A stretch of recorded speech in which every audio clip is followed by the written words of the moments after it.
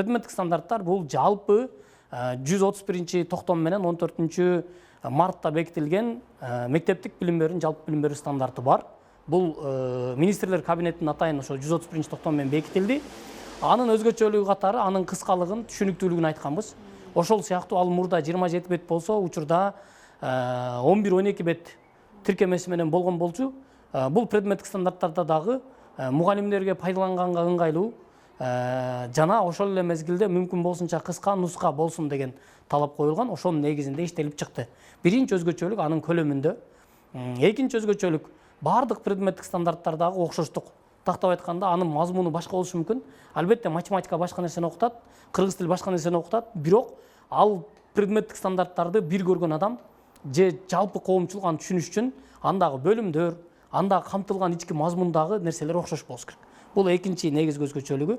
Ошону менен бирге үчүнчүсү бул азыр айтып аткандай дүйнөдөгү болуп аткан алдыңкы өлкөлөрдөгү же бүгүнкү күндө мындайча айтканда биздин ошол иш берүүчүлөр койгон заказдар кандай, буйрутмалар кандай, же бүгүнкү коомдун талабы кандай, окуучуда эмне калыптаныш керек. Ошол үчүн биздин жогоруда адистер айтып өткөндөй окуучуда көбүрөөк практикалык билим мыкты болуш керек, же көндүм калыптаныш керек деген нерселер бул жерде эске алынды.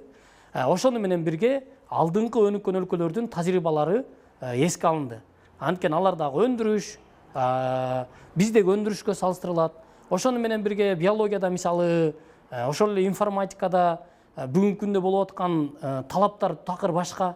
Ал ошол эле мезгилде бир топ жаңы ачылыштар, мисалы жасалма интеллект баштаган бир топ жаңы ачылыштар, ошолордун баардыгын мүмкүн болушунча эске алып, аны камтыганга аракет кылдык.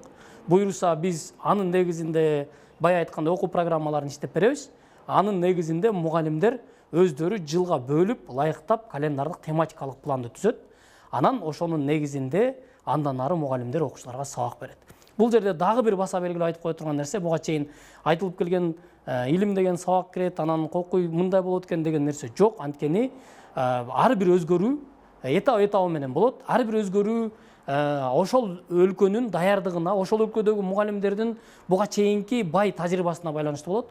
Ошондуктан бизде башталгыч класстарда буга чейинки окутулуп келген мен жана дүйнө деген сабактын базасында ушул табияттануу бир аз кеңейтилип берилет. Андан кийин 5-6 класста анысы деле табияттануу бар болчу. Ал эми 7-8 класстардан баштап буга чейинки болгондой эле география, физика, химия, биология деген сабактар өз алдынча окутулат.